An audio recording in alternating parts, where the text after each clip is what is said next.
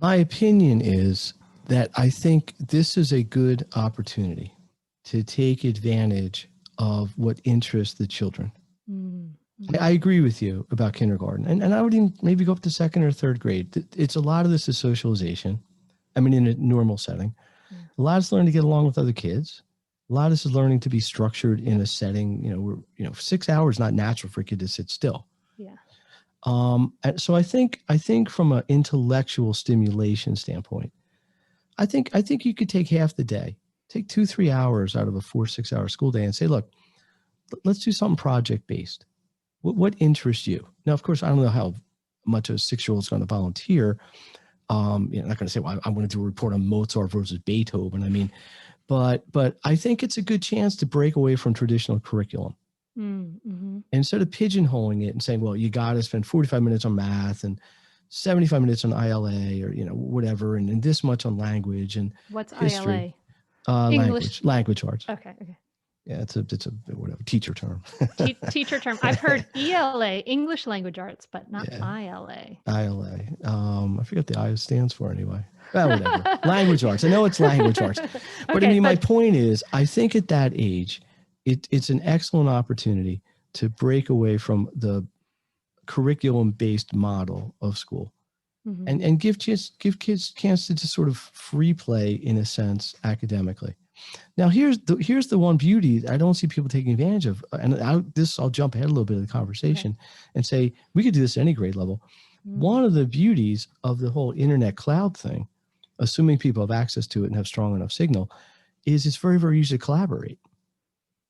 You can take a room or a whatever they're in, teams, break kids up, have them do something as a group, or people could do things individually. Like it's very easy to share a file and people work collectively on a file.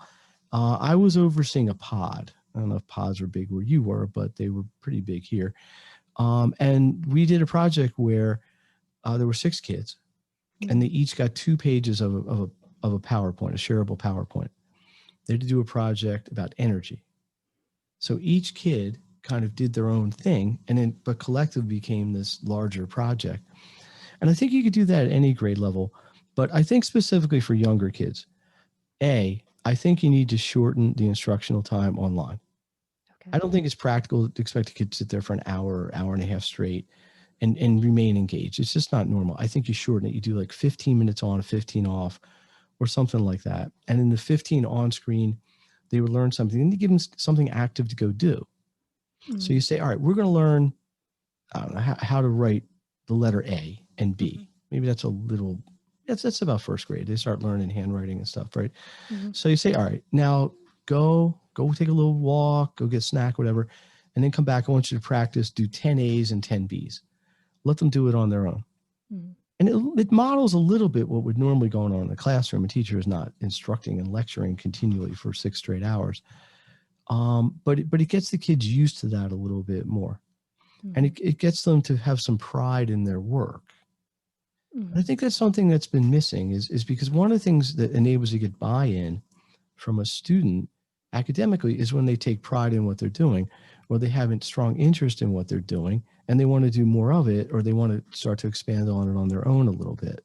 Catch new episodes of the Mindful Mama podcast and other free resources, including the Mindful Mom Guide at mindfulmamamentor.com. You can listen to every back catalog episode, including interviews with Dr. Dan Siegel, Janla Van Zandt, Sharon Salzberg, and get meditations, join our private Facebook group, and more. Go to mindfulmamamentor.com now. I'll see you there.